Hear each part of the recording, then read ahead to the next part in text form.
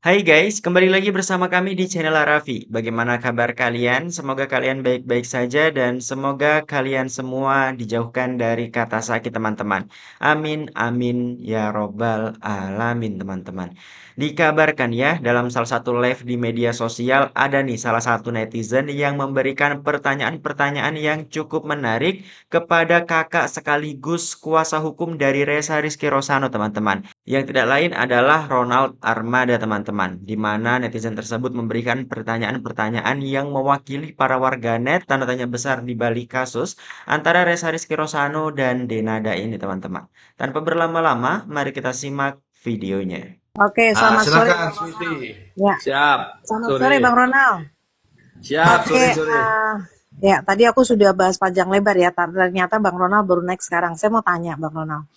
Ini sebelum saya bertanya, saya mau apresiasi Abang dulu ya. Saya melihat Abang begitu apa ya antusias dan sangat positif membela hak-haknya Reza ya, seorang anak yang saya lihat, mohon maaf ya, selama 24 tahun gitu ya, disembunyikan gitu identitasnya oleh ibu kandungnya sendiri.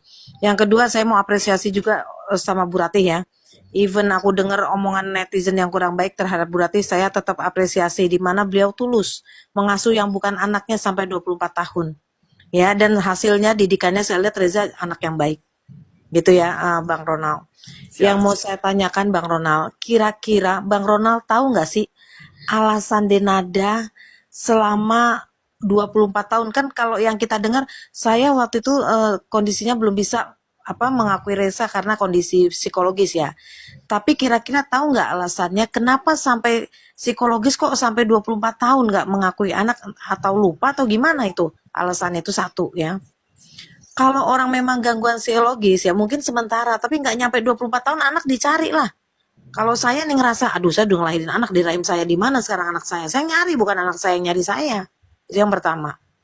Ya, terus aku bisa rasakan eh, kerugian imateri ya, dari segi kerugian imateri itu tidak ternilai harga, tidak ternilai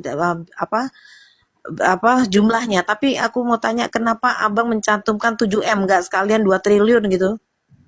Itu yang kedua ya. Terus yang ketiga, sekarang ini yang terakhir update-nya, apakah Denada sudah menemui Reza atau sudah ada perkembangan apa yang terakhir update-nya? Oh, makasih Bang Ronald. Ya, Bu Siti ya, untuk pertanyaan yang pertama itu sebetulnya kan pertanyaan ini agak sedikit retorik ya untuk saya jawab karena kemarin itu juga sudah saya jawab di beberapa konferensi pers itu. Kalau ditanya alasannya kenapa itu kan hanya Dinada yang menjawab. Tetapi kalau dia kemarin itu melalui forum medsos itu melakukan pengakuan dan sudah menyatakan kesalahannya itu bahwa ada gangguan psikis, ya jawaban saya sama.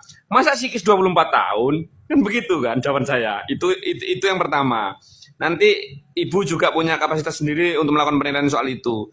Terus soal yang kedua, kalau gugatan ganti rugi itu sebetulnya kan saya kan sudah bilang bahwa sebetulnya konsen saya itu bukan untuk mengajukan 7M. Saya kalau 2 triliun dan sebagainya itu ya nggak wajar lah kalau saya itu mengajukan sesuatu itu yang di luar kapasitas kemampuan membayar dia kan begitu.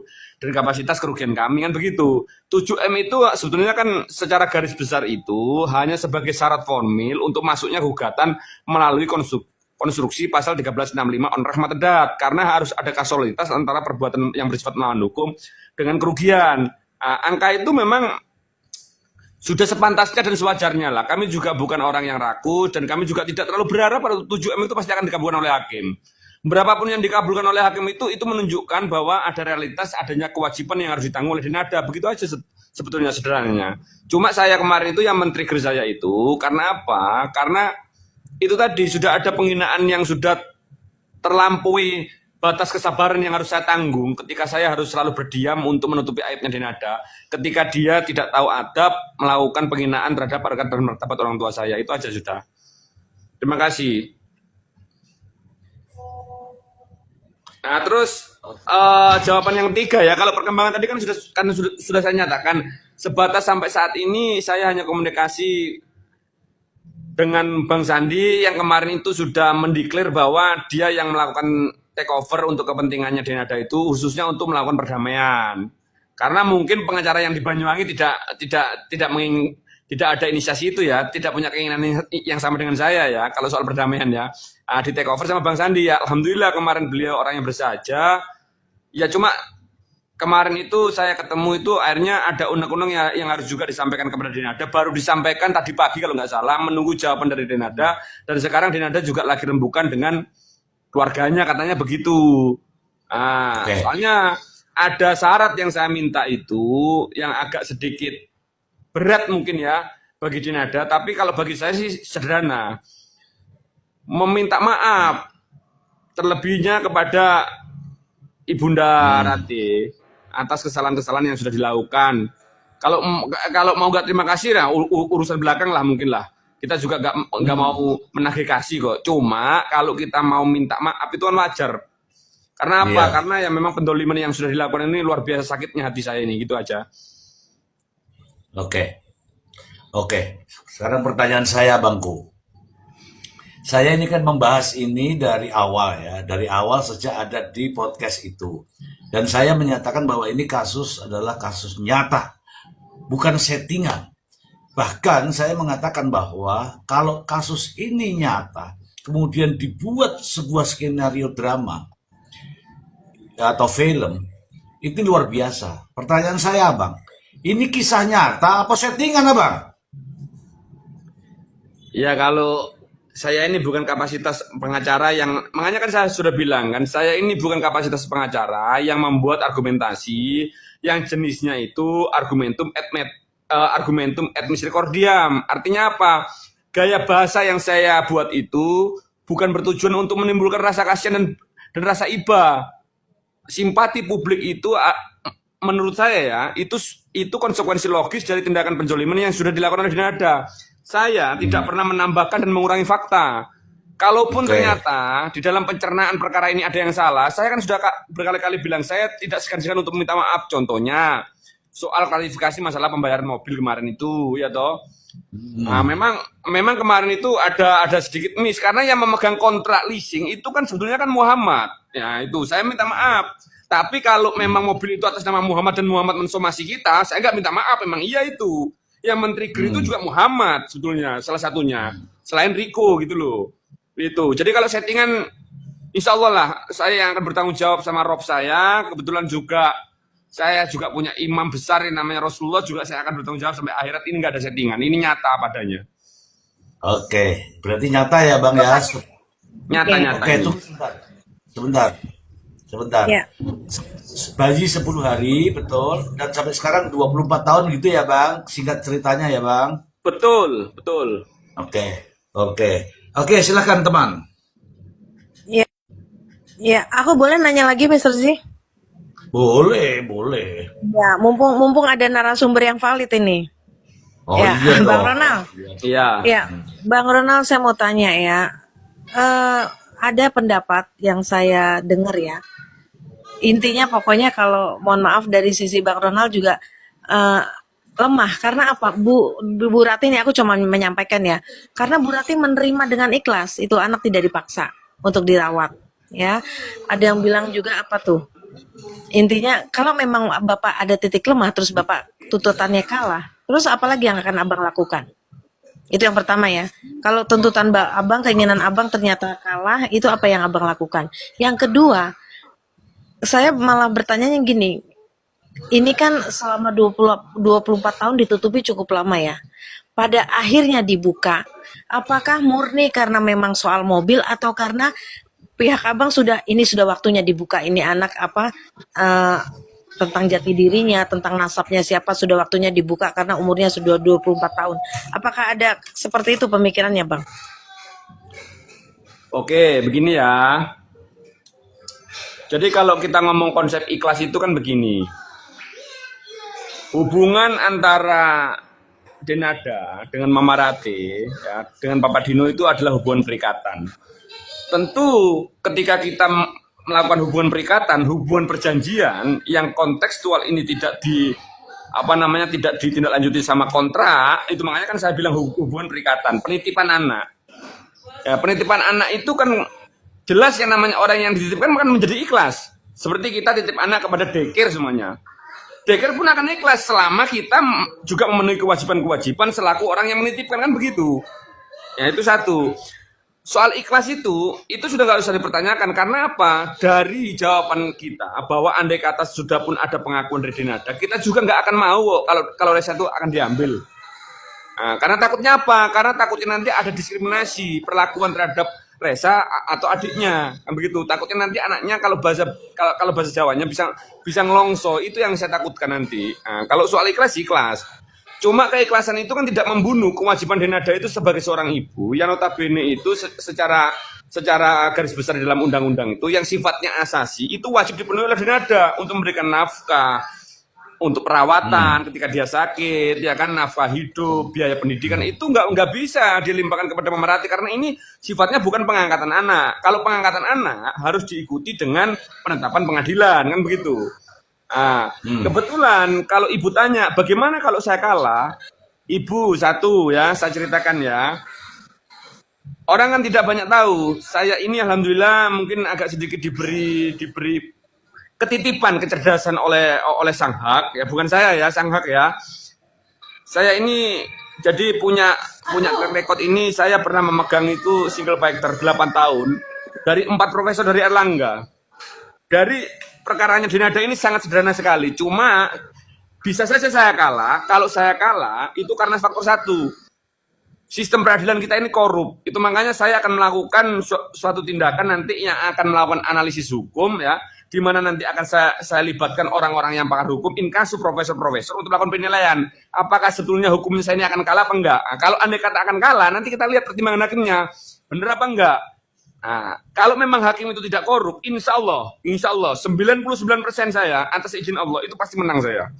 Karena memang Denada itu pasti punya kewajiban itu soal itu.